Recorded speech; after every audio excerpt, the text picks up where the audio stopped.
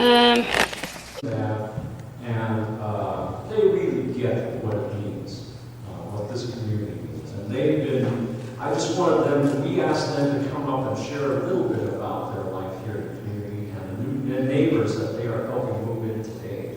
Luke and Andy, where's Andy, by the way? She's with Pearl in the potty. Come on, Luke. Luke's with Pearl in the potty.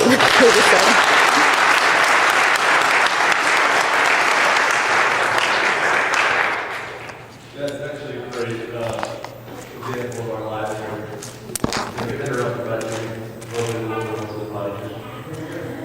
Okay, so this is our daughter.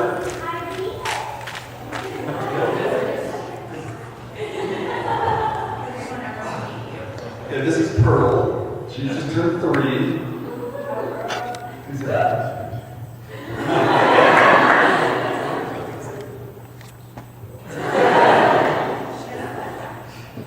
Yeah, so Rose is our 3-year-old, and then this is a picture of Rose, who's our 1-year-old. She's happy right now, so she's Can I going to be take here. the picture now? What's Yeah. So she's I really love her. It's awesome.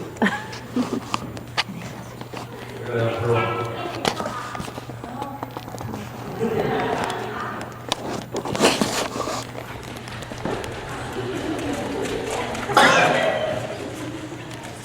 Yeah, it's just all ready to do stuff. Gotta take care of the kids. So just come to the territory to get all of you wherever. Skip said, the story we have, it actually is kind of like a long story. I think September 19, August of 96 is when I moved to Seattle. There's a bunch of backstory that happened before that as well. I think anyone did a quick introduction of herself. She was one of the original grad house girls in Soho, and now 10 years removed from that. And she was a parts over there. And a couple of them are here, and Andy was still over on here. Let's see. I am sort of taken off guard by the potty trip, but yeah, it's so funny when Skip emailed us to share. I think Luke and I pictured telling you something for 5 minutes about our little part of this incredibly non-linear story. No, And what I was did sort you of write? surprised when I got a schedule from Sarah and it said speakers, Luke and Ann Hartzell. Because we're not speakers, but we do love this neighborhood and we love our story. I was reflecting this morning on how really incredible it is what the Lord has done in both of our lives to get us to this point. And anyway, as you can see, what you're a part of is so much more than just students and Skip and Sid. You can hear it behind you. There's students, but there's also families and little kids, and the multi-generational piece of what you're a part of is really, really unique, I think. And so Luke definitely has a cool kind of beginning story to the student piece, but my story is more about those intergenerational people that you see around. So anyway, I'll let Luke start because it technically goes before. So, I guess one of the most interesting things you all consider the topic of interaction, our student dinner last night we had, really good share. How did you first get, what was the original sort of connection to being part of the community? And for me, that connection goes all the way back to my mom's junior high class, like ages and ages ago, where she met a lady named Debbie Crow, who was mentioned Debbie Burley, who had a son with Doug Burley. His name was John Burley. We grew up together in Colorado.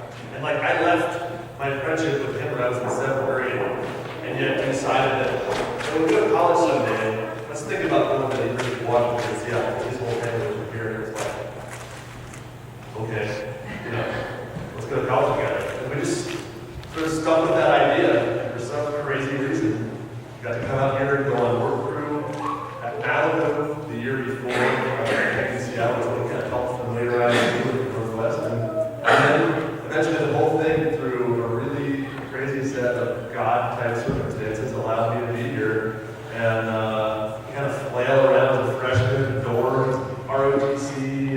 trying to grow crew and do way too many things and know too many people and, have just one of those first years where you look around and think every once in a while, like, what am I doing here?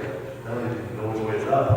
But through that, we got to know Skip and Sid, and they kind of guided us along and kind of helped, set us straight. Skip gave us awesome lessons on, did some psalms, and we did with Luke together, and we really felt blessed to be a part of kind of their original vision, which started in '92, so that would have been about 4 years before we got here.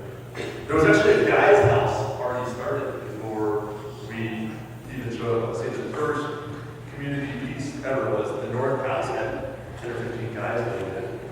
And our buddies, we kind of spread the rumor around the end that we would like have a new group of guys at that house next year. So within several weeks of spring quarter ending in '97, like 20 or 30 guys show up at Skip's house. They have their buddy, we want to live in his house, and all of a sudden we're sort of counting up, we can't fit all those guys in the house. And so eventually John and Sean and then Jess and some other friends, we just said, hey, this is a pretty big group. What can we do with all this? And I think Skip was kind of skeptical, actually, like, just turn people away, But Jack McMillan's really involved. I don't know if you guys know Jack at all. He kind of shows up periodically. He's really big time involved behind the scenes here. And I think he kind of took it there on this big, weird looking brick house on the corner of 50th and 17th, which we really pushed out back there. In a strange place. But he said, I benefited from being a part of a character building, fraternity before they were corrupted.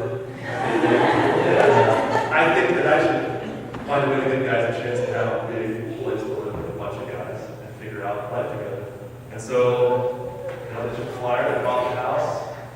All of a sudden, like 43 guys with 43 reference points for being there showed up the next year. We started off with not a lot of plans, but some pretty fun stuff that happened that year. So that's kind of my story of origin with all this. I had the privilege of being there on day one, tearing apart the kitchen, rebuilding it with Wes's son Ryan, and just doing crazy stuff, building all the furniture with a pneumatic ratchet set as fast as humanly possible. Like we were working with kids that were racetrack, just crazy stuff. Anyway, it's really fun to see for that.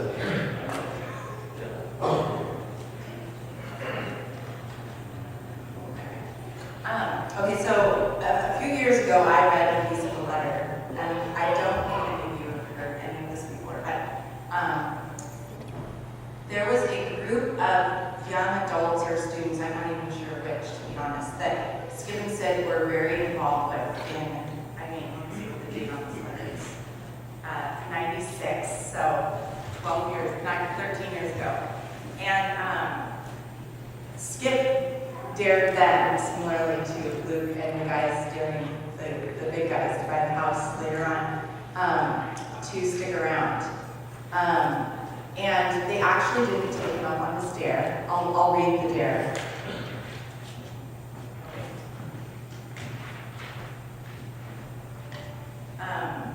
It says, well, talking about him and his college friends kind of scattering after college, and then he asks, is there a different way? I believe so, and it occurs to me that our Lord may be showing all of you that more excellent way. Is there a way that your individual choices can be made in the context of the community that you all form? It may be that you already plan to gather like this on an annual basis. They were on a retreat at the time when Skip wrote this letter for them to read, to retain your bonds of friendship. But what I speak of goes further. It means consciously, intentionally choosing to live in the same area, meeting regularly, encouraging and caring for one another. And I do not mean by all of this that you end up starting a church that gathers every Sunday. In being such a community, you are the church. It may also mean that the jobs you consider are discussed as a group as well, not to take away individual initiative and calling, but to see all these choices in the light of the community you try to build. So, anyway, this particular group of students, or young adults, I don't know which they were.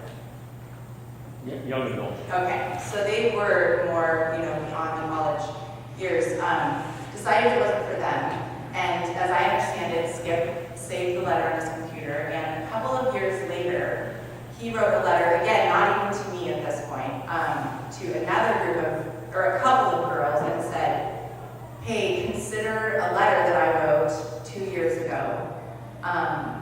And when we read it, I was friends with the girls he wrote the cover letter to. It sparked something in us. And we did have the encouragement of the fact that they bought the South House for us to live in. So that was a huge help in terms of us choosing to stay.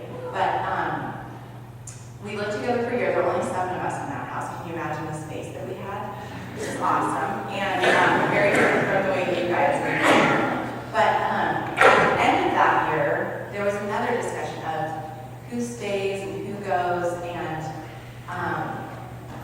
it was painful because we don't necessarily, well, the choice involves some risks, let's put it that way. This isn't the most ideal neighborhood to live in, single, married, with children, as a homeowner. I mean, any of the above. It's fun as a college student, but not having a parking spot, getting your car broken into, a total lack of yard for children to play in. I mean, it doesn't make sense on so many levels, but we chose a few of us to stay, and I think that was kind of the beginning of this idea that you don't live in the house necessarily and move out and move out of the neighborhood. And I think that the Lord, obviously these are the Lord's ideas, they're not Skip's ideas. It's the ideas of loving your neighbor and being in a relationship.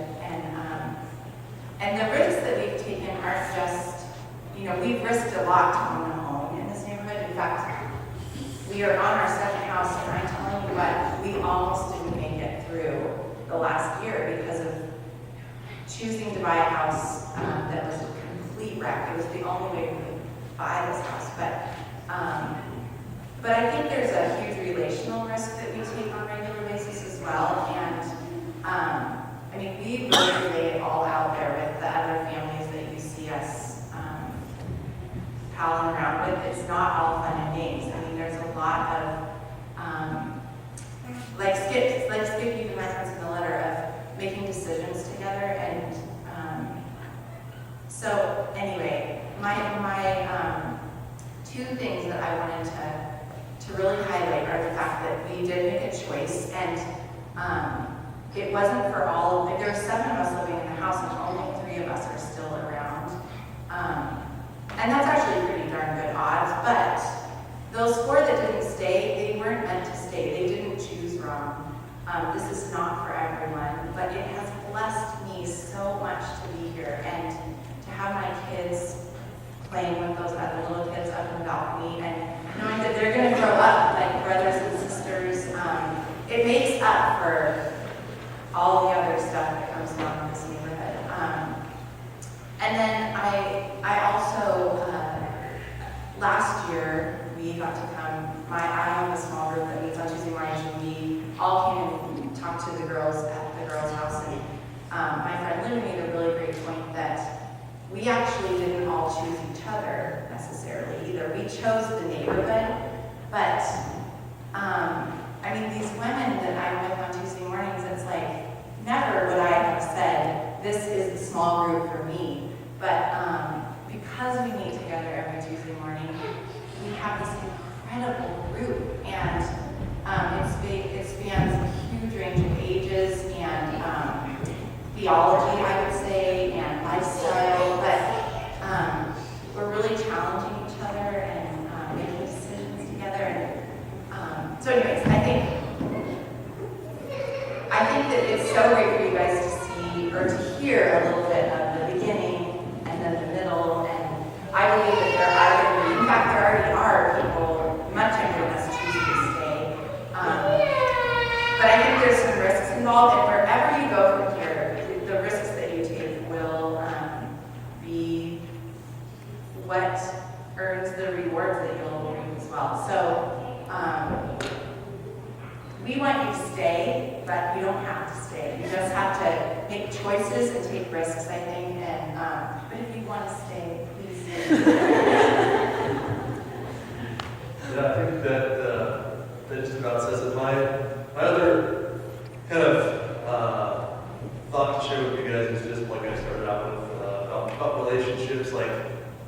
if anybody would have told me when I was in 7th or 8th grade that I might have followed through on a promise I made to a friend, or even somebody would have told me at the ad house when I was like a sophomore or junior, and Zach Bass shows up as a phony little freshman and just bouncing off the walls. Have a fall. So, he would work with me in a little business that we're building together for the last half year, and we'd figure out a way to do some really cool stuff and learn a lot together and add value to an insanely complex corporation that we're still trying to navigate. But, that stuff happens, and the kind of relational follow-through that you get, people that you're with right now. Mike Collini's going to Mississippi. His older brother Ryan and I spent a lot of time together and did things together that have really enhanced my life in major ways. And I'm sure there's unexpected things that will happen with that relationship over time. And I just think that never take for granted the chance you have right now to make choices and build the kinds of relationships that will pay dividends over time. And remember those friendships and make commitments. Put Jesus at the center of your relationships. And things will, truly fulfill Romans 8:28 notion that God does work all things together for good for those who love. And we see that happen every day. Even at lunch through the end of the day tomorrow, we're heading over about 50 feet out our front door to our new neighbor's house. We don't even know them really, but we're choosing to celebrate the fact that a new family with 2 young girls, our similar age, bought a house in the neighborhood. I don't even think they're believers, but they're great people, and we wanted to show them hospitality and help them move in and unpack their moving van and really be Christ to them and just show them that, hey, you made an interesting choice to live in an interesting neighborhood.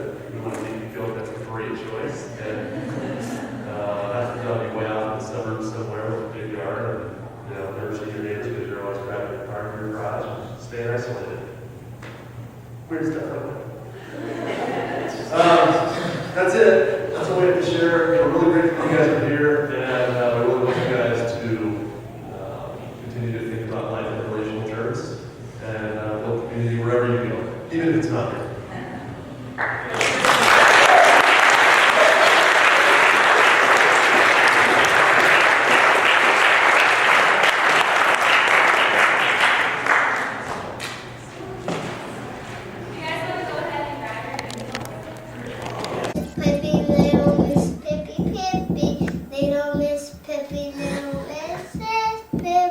How did you guys?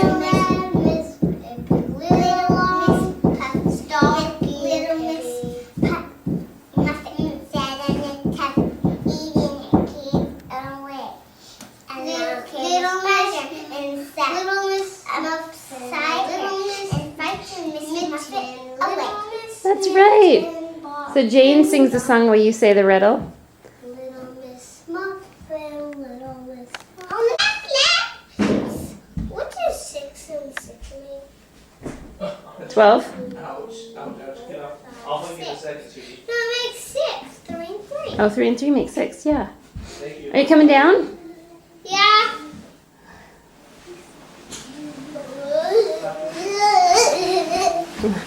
Whoa. You look worried for a second. I didn't even go down now. The mama duck. Is it the swim or the sea? Let's see. Swim into the swim seat. Now I'm going down one more time. Sloppy Joe, sloppy Joe, sloppy Joe. Miss Mama, watch.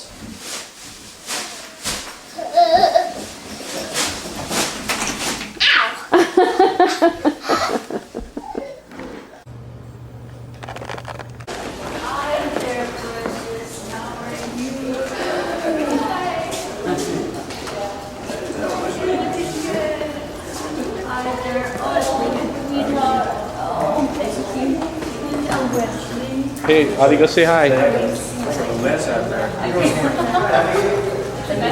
Hey, Jack. We had a hard time getting here.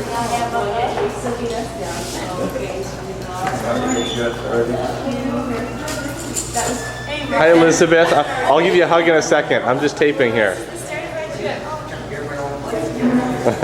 Hey, Jack.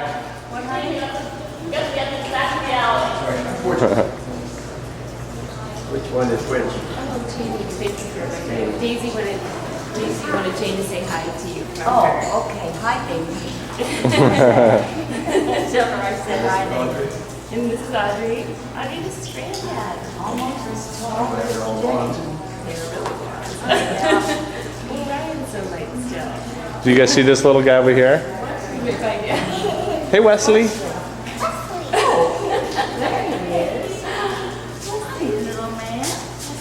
Oh, they're so beautiful. Looks like Mike does. He's so sweet. Oh, they are precious. Hey. He wants his daddy. Hey, Audrey. Now he wants.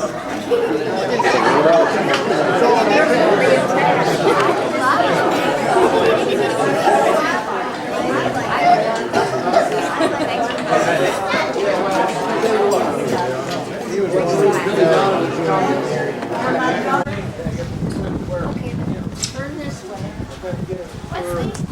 Come on, Wesley. Boy, they just won't let go of her hand.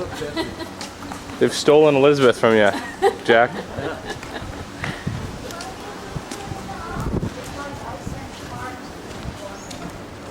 wish we had the weather we had last week.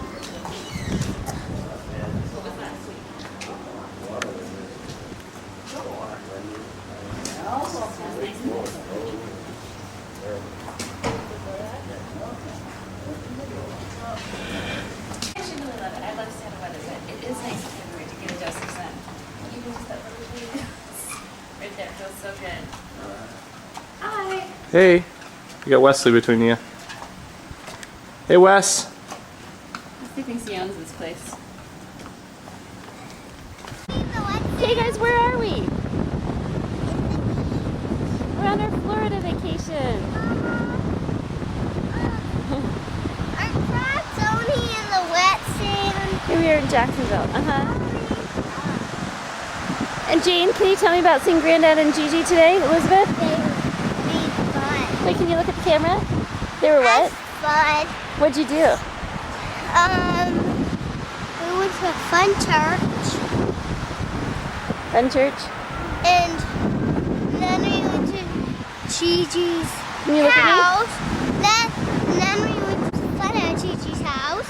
I got a bunny, and I searched around the house and got 2 things. Wait, can you look at Well, the camera? something. Can you stop and look at the camera and tell us? Something. Okay, well let's. What did you say? Your feet are gone? Oh, your sister saved you.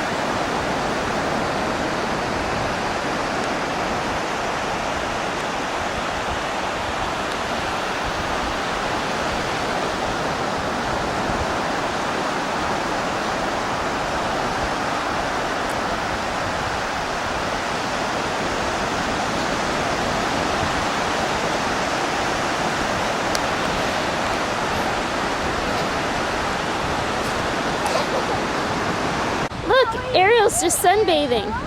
You see, we carved a mermaid fin around Audie's legs. It's kind of hard to see because it's so bright out here. Hey, Ariel. She likes to Wesley's trying to Audie's trying to tame the wild lion by putting on his shoes. She's doing a very good job. Thanks, Audie. We're about to go out to dinner with Elizabeth, who's now Gigi, and Granddad. Thanks, Audie. You ready? Leslie's turn.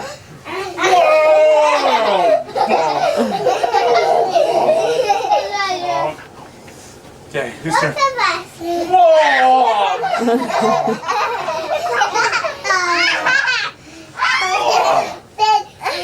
who's next? Okay, you gotta really run and jump. Wesley. You gotta really run and jump at me. Okay. Okay, ready? Wesley's right behind you. Wait, James was about to go. You can wait after James. Wesley's right behind you. Oh, Wesley's right behind us.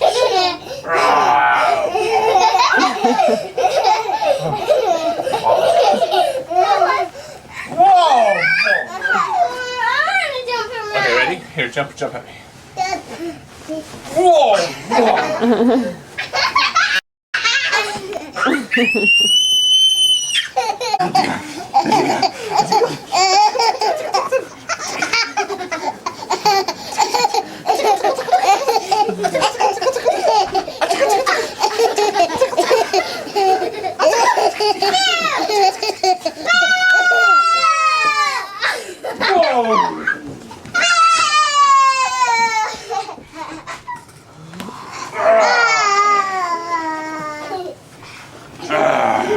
Daddy's terrorizing the neighborhoods. The neighborhood kids. Okay, here comes the pillow crowd.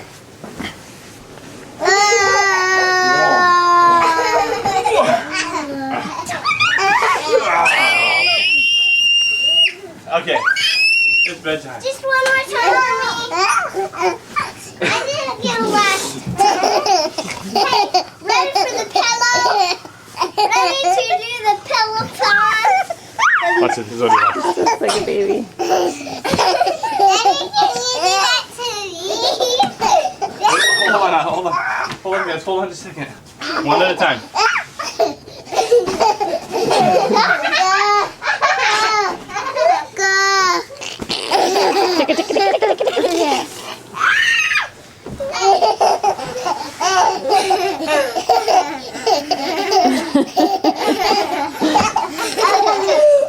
You okay?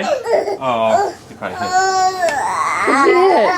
Probably bit his tongue. Oh. It's all fun until somebody gets hurt, right, kiddos? Yeah. It's very fun now until then.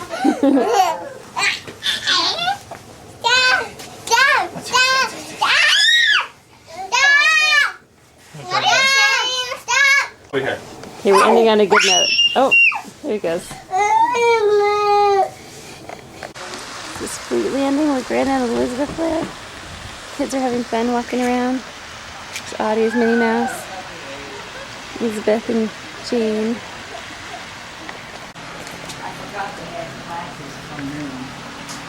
I could barely see my book.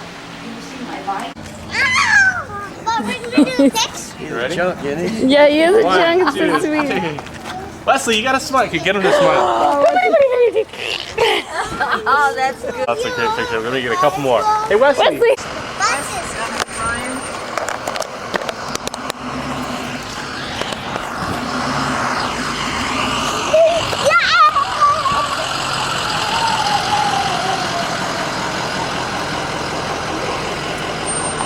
Are you coming back to the house?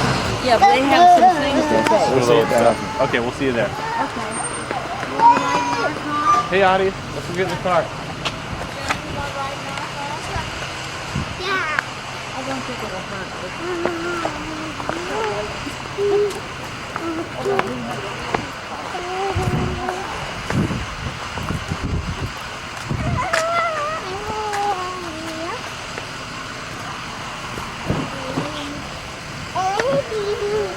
We're done. Hey, Brooke, you got the keys? You'll have to sit back. Is your phone back that way? Okay. Can you get back that way? All right.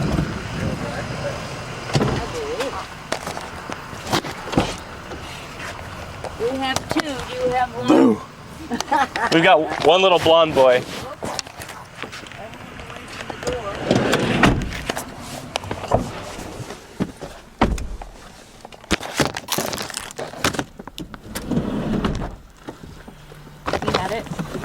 No, I'm doing great. How about you?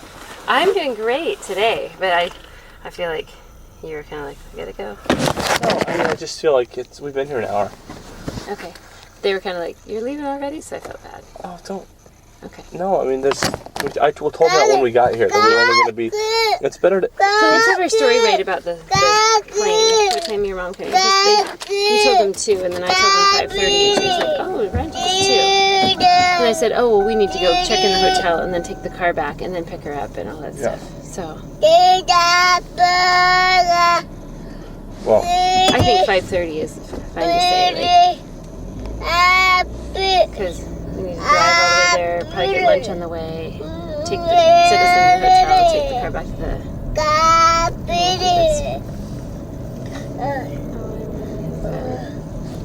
I really did have fun. That was fun. I really did have fun. That was fun.